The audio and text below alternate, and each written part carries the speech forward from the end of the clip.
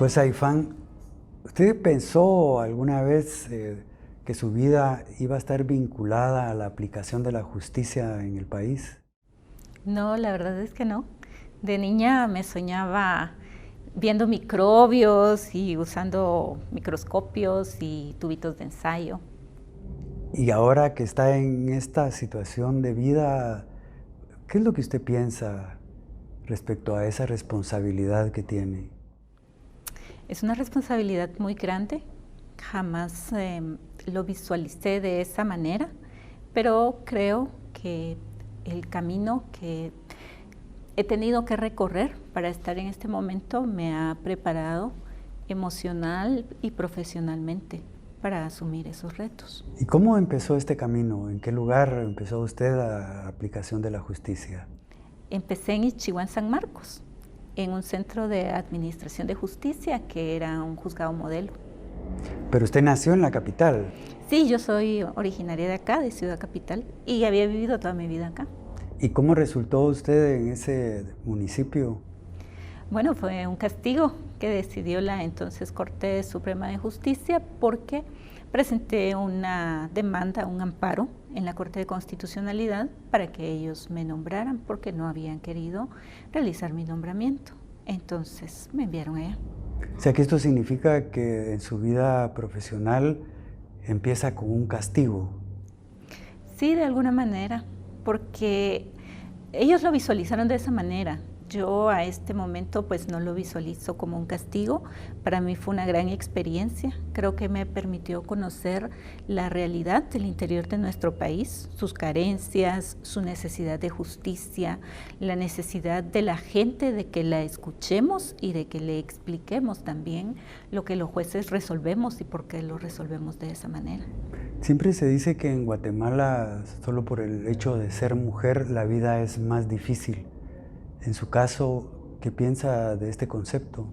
Sí, lamentablemente las mujeres enfrentamos mucha discriminación, alguna más evidente que otra, pero por ejemplo, cuando yo ingresé al organismo judicial, yo ya estaba graduada y muchas mujeres creemos que ya en otros niveles académicos o profesionales esa discriminación no existe. Sin embargo, lo curioso fue de que en ese momento de mi carrera, la Corte Suprema de Justicia no nombró a las mujeres que habíamos obtenido el primero, el tercero y el quinto lugar. Y no importa que en esas instancias también haya mujeres. La verdad es que estaba en ese entonces muy cerrado también el espacio para mujeres. Si no mal recuerdo, creo que era una magistrada mujer, nada más la que existía. Creo que la Corte actual es la que tiene el mayor número de mujeres en su integración. ¿Y qué ha pasado para que se produzca este cambio entre los aplicadores de justicia con la presencia de tantas mujeres? Creo que las mujeres nos hemos unido, las juezas, y hemos también generado algunas acciones a través de pronunciamientos, de peticiones, de unirnos. Actualmente existe una asociación de juezas que tiene algunas actividades académicas y de fortalecimiento de nuestro trabajo. ¿Qué ha significado para usted el ser ahora una jueza con mucha responsabilidad en juicios incluso llamados de alto impacto? Bueno, representa diferentes cosas atendiendo al ámbito en el que uno se desarrolla. Por ejemplo, en cuanto a mi ámbito personal o privado, impacta en mi relación con mis amigos, con mi familia, porque nos ha significado el tener que vernos menos frecuentemente, no podemos a veces asistir a lugares públicos, tomar algunas precauciones por los riesgos que todo esto puede conllevar. Así también, a veces es un poquito curioso porque son temas que pueden estar generando impacto en la sociedad y que la mayoría de las personas lo comenta. Sin embargo, mi familia y mis amigos tienen ciertas restricciones al respecto porque yo no hablo de mi trabajo en casa ni con mis amigos y entonces ellos también evitan hacer este tipo de comentarios con otras personas, aunque a veces es como un poco difícil para ellos sustraerse de todas esas circunstancias. En el ámbito profesional ha significado muchos ataques, amenazas, denuncias, quejas, procedimientos disciplinarios, sabotaje desde el propio interior de la institución. Y hablo desde el interior del organismo judicial porque, como es públicamente conocido, lo he denunciado, oficiales, auxiliares judiciales que han filtrado información, que han estado realizando acciones de espionaje, sustracción de actuaciones. Entonces ha significado un ambiente de trabajo bastante hostil para desarrollar las funciones y no ha habido una respuesta institucional eficiente a ello. Por eso hablo de un sabotaje desde el interior, porque la supervisión de tribunales, la unidad de recursos humanos, a más de 2 años que tengo de estar enfrentando esas dificultades, no ha dado respuestas concretas, eficientes y eficaces. Una persona fue acusada de sustracción de documentos de su oficina. Fue un hecho que trascendió a la opinión pública y siguiendo con esta historia, digamos, de un espionaje interno, esta persona después fue beneficiada y sigue trabajando en esta gran institución. ¿Qué mensaje siente usted cuando ve estas acciones en su contra? Bueno, le voy a comentar respecto de esta persona. Ella presentó su renuncia y la institución no aceptó la renuncia, la anuló, no le dio el trámite que correspondía y le pidieron a cambio de eso que presentara las denuncias en contra mía. Presenté la denuncia correspondiente y la persona no fue sancionada porque ya había renunciado, dejó la institución. Posteriormente ella, como es de conocimiento público, junto con otra persona, dejó de asistir a sus labores cerca de 7 días y la institución asegura que le han dado una licencia especial. Sin embargo, el trámite de la licencia especial, conforme a nuestros manuales, se lleva aproximadamente 1 mes para su autorización y se supone que a ella se la dieron en menos de 24 horas. Al día de hoy, no obstante, ella gozó la supuesta licencia especial en octubre del 2019. A esta fecha, a mí no me han notificado la resolución en la que a ella le autorizan esa licencia especial, porque no existe. Sin embargo, no se tramitó la denuncia de abandono de labores que yo presenté en contra de esta persona. Así también, en el caso de la notificadora, que denuncié a la presente fecha de los múltiples procedimientos disciplinarios que se iniciaron en su contra, hay 14 de ellos que fueron aceptados por faltas gravísimas. Hay ordenadas 14 destituciones en su contra. Sin embargo, no se ha ejecutado ninguna. Entonces, por eso es que yo hago referencia a que no hay un respaldo institucional, ni siquiera en cuanto al cumplimiento del debido proceso, que es lo mínimo que he solicitado. Ante esas circunstancias, pues he estado realizando las denuncias, interponiendo los recursos correspondientes. Espero que algún día el organismo judicial pueda responder. A todos estos actos de tipo anómalo a su alrededor, más las amenazas, ¿en algún momento usted ha pensado en renunciar y dedicarse a otra cosa? ¿Qué provoca en usted todo esto que usted ve que le afecta? Le voy a compartir que en Jutiapa, que creo que fue el juzgado donde enfrenté por primera vez el tema de la corrupción con personal auxiliar, hubo algunos momentos difíciles y hubo momentos en que pensé en renunciar y preparé toda la documentación para hacerlo. Sin embargo, han habido personas en mi vida que han cambiado esa perspectiva. He tenido víctimas, niños sobre todo, que he visto en mi sala de audiencias cómo van, a pesar de las dificultades, de las amenazas, del miedo, de lo que puede representar enfrentarse a su propio agresor, y no obstante eso ir, declarar, contar la verdad y actuar con una valentía que también he visto a veces que nos falta a los adultos. Entonces, cuando veo una situación de esas, que lo puso Dios en mi vida cuando pensé renunciar, digo, no puedo hacerlo, no puedo dejar de hacer aquello que creo, porque hay otras personas que están luchando porque el sistema pueda efectivamente dar solución a los conflictos que se presentan y que son personas que tienen menos seguridad, menos oportunidades, menos conocimiento. Entonces digo, bueno, la verdad es que Dios me ha puesto en una posición privilegiada y me ha puesto para servir. Entonces, independientemente de las amenazas, de los obstáculos, de cualquier circunstancia que pueda darse, trato de resolver cada caso sin importar quién o quiénes sean las partes procesales y enfocándome únicamente a los hechos, las pruebas, los argumentos y las leyes. ¿Usted se considera una mujer valiente? No.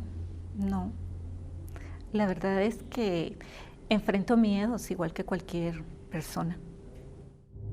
¿Y qué hace para combatir esos miedos? ¿Cómo lo supera usted? ¿Cómo lo supero? Pienso primero en Dios. Le voy a compartir también algunas situaciones que viví en Jutiapa.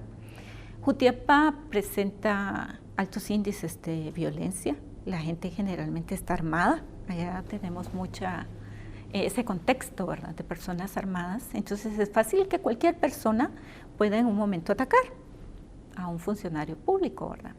Y de hecho Jutiapa registra ataques a abogados, a fiscales, etc. Entonces había gente buena, que hay mucha en Jutiapa, creían en mi trabajo y yo recibí personas que no eran parte dentro de los procesos y que llegaban a manifestarme su solidaridad, su apoyo y también su preocupación de que me pasara algo por tocar estructuras criminales, por tener casos de personas con poder de diferente tipo. Y recuerdo mucho a una de estas personas que llegó a ofrecerme apoyo y resulta que 8 días después llega la noticia de que lo habían matado por robarle, intentando robarle, creo que fue su vehículo, lo mataron. Entonces eso me hizo pensar realmente que todos los guatemaltecos estamos expuestos. Y un día platicando con mi prima, ella es laboratorista, la plática surgió porque ella tenía que sacarle sangre a un niño y no quería sacarle sangre a un niño, entonces hizo las coordinaciones para que mi tía fuera la que sacara la sangre. Y yo le pregunté por qué, y entonces me dice, fíjate que se mueven mucho. Y le dije yo, sí, y es un riesgo lastimarlos, es un riesgo para el niño y es un riesgo para nosotros. Y yo no entendí por qué, ¿verdad? Y le digo yo, pero no entiendo como un riesgo para ti. Y me dice, sí, porque el niño generalmente cuando alguien viene a hacerse un examen de sangre es porque está enfermo. Entonces el problema es que como el niño se mueve, puedo pincharme yo misma con la aguja que haya podido ser utilizada en él. Entonces representa un riesgo de contagio para mí de cualquier tipo de enfermedad, me dice. Entonces, a raíz de esa plática empezamos a conversar acerca de los riesgos en todas las profesiones, que a veces son menos visibles. Como por ejemplo ahorita, que vemos que los más expuestos son los médicos, las enfermeras, el personal que trabaja en los hospitales, que era un riesgo que quizás cuando yo estuve en Jutiapa uno no lo podía visualizar para ellos. Entonces, ante eso, pues lo que reflexiono es que mi vida depende únicamente de la voluntad de Dios. Esa es una parte importante para seguir con lo que hago. La otra es el apoyo de mi familia y de mis amigos, que siempre han estado ahí, que en los momentos en que flaqueo también me dan ánimo, me orientan a veces en las dificultades que puedo hacer, cómo manejar una situación. Los compañeros de la Asociación Guatemalteca de Jueces por la Integridad, que creo que son los que han destacado en ese apoyo entre nosotros, el apoyo también públicamente a la independencia judicial, a los compañeros jueces que aún y cuando no se integran a nuestra asociación, están siendo víctimas de alguna injerencia en su independencia y que confían y que nos cuentan su situación y nos piden apoyo y hemos estado ahí para apoyarlos. Entonces, cuando se dan todas estas situaciones, hago una mirada retrospectiva y veo que la justicia ha avanzado en nuestro país. Quizás no al ritmo y a donde nosotros quisiéramos que hubiera avanzado, pero es una esperanza y una luz. Entonces todas esas circunstancias hacen que pues, yo haya desistido de esa idea de renunciar al trabajo. En esta ya larga trayectoria que usted tiene en la aplicación de la justicia, ¿alguna vez alguien le ofreció a usted algún tipo de soborno? Y si es así, ¿cuál fue su reacción? Sí, han existido ofrecimientos. Recuerdo que el primero fue en Ichihuán. En Ichihuán yo tenía todos los ramos. Conocía familia, trabajo, civil y penal.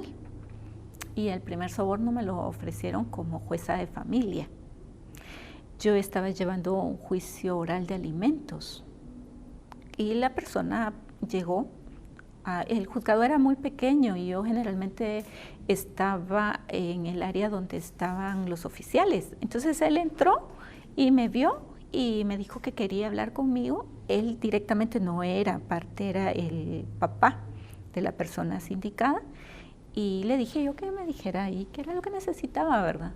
Y entonces él me ofreció, recuerdo en esa oportunidad, la cantidad de 600 quetzales para que yo no fijara una pensión provisional a favor del niño, ¿verdad? Entonces yo le expliqué a él que eso era un delito. Y él dijo que no, pues que en Guatemala nunca se había perseguido un soborno, ¿verdad? Entonces le dije, mire, usted no debería de hacerlo por dos razones. Primero, porque es un delito. Y la segunda razón, porque ¿sabe qué hace usted con esto? ¿No? Me está diciendo que usted tiene dinero. Porque si usted tiene dinero para regalárselo a un particular, que no es nada suyo, tiene dinero para pagar una pensión alimenticia. Se dio la vuelta y se fue. Y fijé la pensión alimenticia en 600 quetzales. Usted hablaba hace un momento de esperanza en que la situación del órgano judicial cambie. ¿En qué basa usted esa esperanza? En el trabajo que veo de los jueces y juezas, que hay muchos, que a veces no visualizamos lo que tal vez está haciendo un compañero o compañera jueza al interior. También la confianza, la credibilidad que la gente va teniendo en el sistema. Recuerdo que llegué a Jutiapa en un momento en que se señalaba mucha corrupción en el juzgado. Y recuerdo que en ese entonces se desarrollaba el programa de Juez por un Día y llegaron todos los niños de los departamentos, de los municipios que integran Jutiapa, el niño ganador de cada municipio, entonces tenía yo 17 niños. Y para mí era la primera vez que iba a abordar el programa, que los iba a recibir con un tiempo para poder conversar, intercambiar algunas opiniones, etc. Y recuerdo que la unidad del organismo judicial encargada de esto tuvo una plática conmigo minutos antes y me dijeron de que ellos iban a hacer preguntas y que yo tratara de mantener la calma si ellos hacían algún comentario indebido o alguna circunstancia. A mí me extrañó porque no esperaba algo así de un grupo de niños, ¿verdad? Pero igual lo trabajamos y efectivamente cuando realizamos la actividad y se les dijo, ¿verdad?, a ellos que podían hacerme las preguntas que ellos quisieran. Todas las preguntas de los niños giraron en torno a los sobornos. y a la idea que tenían que los policías, los fiscales y los jueces recibíamos dinero en el departamento. Bueno, yo hice allí un trabajo bastante complicado y lo primero fue oralizar el proceso penal para ser transparente a la comunidad. Ahí tuve el último soborno, porque el muchacho que llevó el dinero, yo pedí que llegara la policía y la policía lo condujo. Se inició el proceso, la detención. A él le dieron la libertad también por falta de mérito. Sin embargo, tengo muy presente que ese fue el último soborno.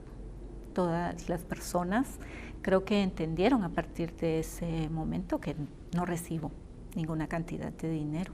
Entonces, a partir de ahí no he tenido ningún tipo de ofrecimiento y también lo vi en el impacto a la comunidad, porque el año siguiente recibí a los niños y la preocupación de los niños había cambiado.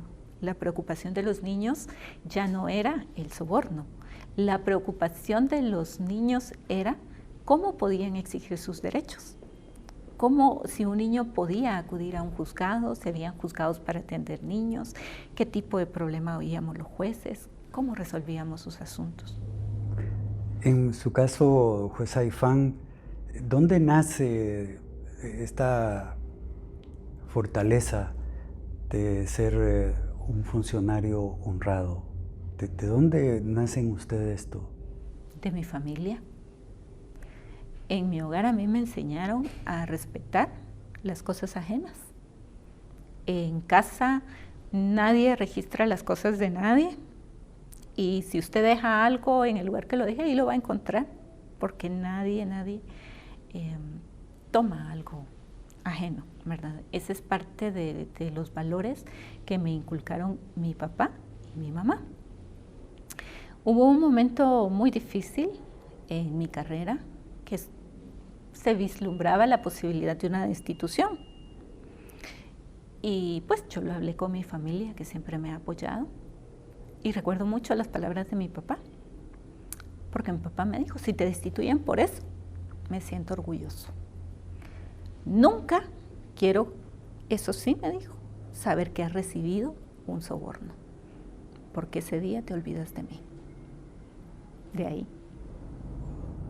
Todo este trayecto de vida que usted ha tenido le ha dado tantos ataques, pero también reconocimientos. El último es un reconocimiento a nivel internacional como mujer coraje, que son pocas las mujeres que pueden decir que lo han logrado. ¿Cómo sintió usted cuando se hace público que ha sido merecedora de este reconocimiento? Fue una emoción muy grande. Creo que es una emoción que todavía no me ha pasado por todo lo que ese premio ha significado en mi vida. En el tema de que tiene un valor hacia el pasado, un valor en el presente y un valor hacia el futuro. En el pasado porque es un reconocimiento a mi familia, a mis amigos, a todos los ciudadanos honestos del país y a todas aquellas personas, tanto individuales como colectivas, que me han apoyado en el desarrollo de mi carrera como juez y que han incidido positivamente para que yo pueda ser la juez que soy hoy en día. Creo que si comparáramos la jueza que fui en el 2002 en Ichihuán y la jueza que soy hoy, encontraríamos algunas diferencias sustanciales y que creo yo que son positivas. Entonces ese premio ha significado un reconocimiento a ese acompañamiento, a esos sacrificios que también han representado para mi familia, para mis amigos, para todas esas personas también que se han esforzado por ver un mejor sistema de justicia. En el presente, porque para mí, y se lo digo también honestamente, se lo compartí a mis compañeros de la Asociación Guatemalteca de Jueces por la Integridad, fue muy emocionante oír en el discurso del señor embajador el reconocimiento también a la asociación, que ha sido una parte importante de mi vida a partir del año 2016 a esta fecha, porque en el 2016 fue cuando empezamos a organizar esa asociación y vemos que en un corto plazo ha crecido porque han crecido con nosotros también esa esperanza de los compañeros y compañeras jueces, de los usuarios, de entidades de derechos humanos que han visto en la asociación una disposición para fortalecer la independencia judicial, la capacidad y la voluntad de servicio hacia la población guatemalteca y que pues gracias a Dios muchos de nuestros integrantes han trascendido no solo el ámbito nacional sino también internacional con el trabajo eficiente, transparente que han desarrollado. Entonces también para mí representa en este momento ese reconocimiento a la Asociación Guatemalteca de Jueces por la Integridad, todos mis compañeros que la integran, compañeros y compañeras, y también para todas las juezas de nuestro país, porque es un reconocimiento precisamente como mujer. El otro día hablaba con otra compañera jueza y me decía, mira, un compañero juez hace la mitad de lo que una de nosotros hace y se le reconoce. Y nosotros tenemos que esforzarnos mucho para que se nos reconozca. Entonces, este reconocimiento me hizo pensar en eso, en cuántas juezas están trabajando. Yo conozco muchas y de hecho de las 3 compañeras, de las 3 mujeres que le decía que no fuimos nombradas en ese momento por la Corte Suprema de Justicia y que posteriormente se dieron nuestros nombramientos, las 3 hemos destacado con proyectos, con iniciativas y cada vez que yo veo eso me alegro porque sé los obstáculos que representan como jueza. Entonces ese premio Mujer de Coraje es también un reconocimiento a todas las juezas valientes de Guatemala. Y lo veo también en perspectiva hacia el futuro porque lo veo como una esperanza, porque entiendo que ha sido la mirada internacional. El premio lo ha otorgado el Departamento de Estado de los Estados Unidos de Norteamérica, pero ha permitido que otros países del mundo pues también pongan sus ojos en la justicia de Guatemala y he tenido la oportunidad de conocer personas, de dar entrevistas, de plantear las necesidades del problema y de escuchar de diferentes personas, de diferentes países, que hay una voluntad de acompañamiento de diferentes formas para nuestro país, para nuestros jueces. Entonces es una esperanza. Para concluir, ¿qué mensaje le puede usted dar a las nuevas generaciones, a aquellos que aspiran algún día a ser juez y jueza en Guatemala? Que estudien mucho, que se preparen, que esa preparación académica les va a dar mucha independencia, mucha confianza, que siempre se encomienden a Dios, que le pidan a Dios la sabiduría, porque al final de Él viene esa sabiduría, y que obren siempre con una vocación de servicio, porque los funcionarios públicos nos debemos a los ciudadanos y ciudadanas. Muchísimas gracias por darnos la oportunidad de conocerla un poco más. No, al contrario. Gracias por este espacio y por esta oportunidad.